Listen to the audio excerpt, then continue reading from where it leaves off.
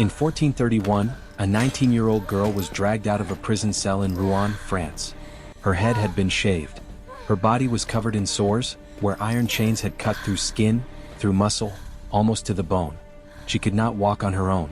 2 guards had to hold her up to keep her from falling. But that is not what history books hide. What they hide is what happened to her every single night for 3 months, before she was burned alive. They hide the fact that she was not kept in a church prison. She was held in a secular prison. That detail matters, because it meant male guards, not nuns, not women, men. 5 of them. They watched her constantly, when she slept, when she tried to pray, when she had no privacy at all. She was never alone. She was never safe. Her neck was chained to a wooden beam. Her ankles were locked in iron restraints bolted to the floor. She could not move more than a few feet in any direction. This was her life for 3 months. She begged for help. Not once. Many times. She followed legal channels. Filed formal requests. Again and again. She asked to be moved to a church prison, where women would guard her, where she might have some dignity, some safety. Every request was denied. Every one. The guards held the keys to her cell. At night there was no supervision. No one watched the watchers. And when officials examined her before her execution, they noted something disturbing. Injuries that did not match the chains. Wounds that could not be explained. Wounds that were recorded, and then never mentioned again. Her name was Joan of Arc, the Maid of Orleans, the girl who led armies, the saint who claimed to hear the voice of God. And here is the detail that should chill you. What happened to Joan was not unusual. It was not special cruelty reserved for a famous prisoner. It was not designed only to break her. It was routine, accepted, normal.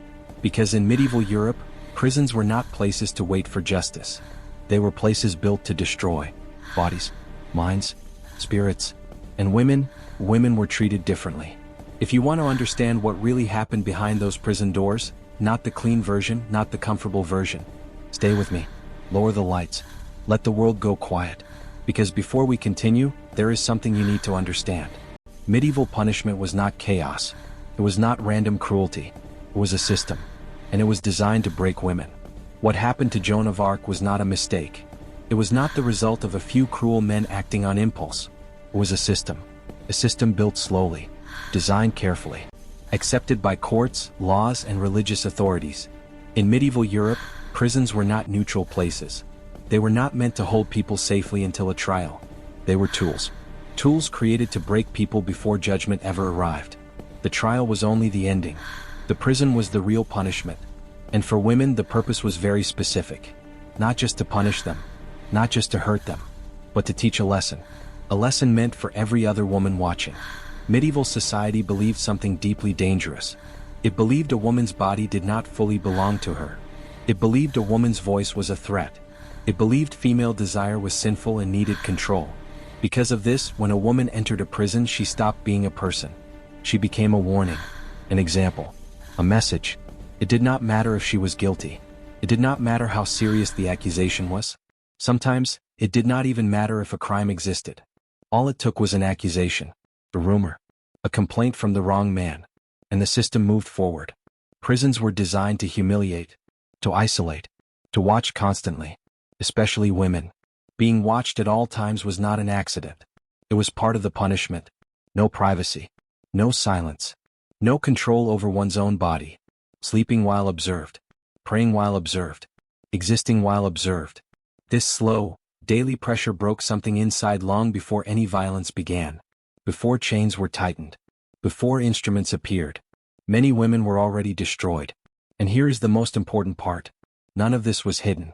Everyone knew. Neighbors, families, officials. Fear worked not because it was secret. Fear worked because it was visible. Because every woman knew what could happen to her. The system did not need to punish all women. It only needed to punish a few. The rest learned. They learned to stay quiet, to lower their eyes, to avoid attention, to disappear just enough to survive. And once fear is learned, it does not fade. It is passed on, from mother to daughter, from generation to generation. To make sure the lesson was never forgotten, medieval society created specific punishments. Public punishments, symbolic punishments, punishments aimed at the things they feared most about women. Their voices, their bodies, their presence. Now that you understand the system, now that you understand the logic behind it, it is time to see how it worked in real life. Because some punishments were not designed to kill. They were designed to do something worse. To silence. The system was clear. Now let's see how it worked. It did not begin with blood. It did not begin with death. It began with silence. One of the most common punishments had a harmless-sounding name. The scold's bridle. The name sounds small. Almost polite. The device was not. It was an iron cage built for a woman's head. Iron bands wrapped around the skull. Across the face. Locked behind the head with a heavy padlock. But the worst part was inside. From the front of the cage, a flat piece of iron extended inward. Straight into the mouth. It pressed the tongue down. Pinned it in place. With this device on, a woman could not speak. She could not form words. She could not defend herself. She could only breathe and make broken, meaningless sounds. The key never belonged to her. Never. It belonged to her husband, her father, or a local official. And this punishment was not private. It was public. The woman was dragged through her own town. A chain attached to the cage.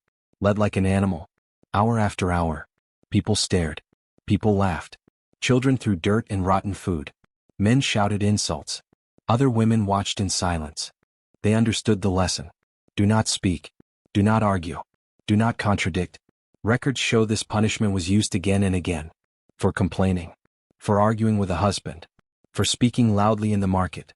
For questioning a man. The bridle was considered mild. A warning. For women who did not learn there was something worse. The ducking stool. A heavy wooden chair fixed to a long beam over a river or pond. The woman was tied down. Wrists bound. Ankles bound. Waist secured. She could not move. Then the chair was lowered. Her body went under the water. Cold. Suck. Panic. Air vanished. 30 seconds. Sometimes more. Then she was lifted. One breath. Maybe two. And down again. Again. And again. Each time was a real drowning. The body does not know it will survive. The body only knows it is dying. Many women did not survive. But these deaths were not called executions. They were called accidents. Or God's will. And here is where the cruelty becomes complete. This same method was used to test suspected witches. The logic was deadly. If the woman floated, she was guilty. She was executed. She sank, she was innocent. But she could drown. Guilty and dead. Innocent and dead. Either way, the system won. These punishments were public for a reason. They were lessons. But for some women, the worst suffering did not happen in the streets. It happened where no one could see.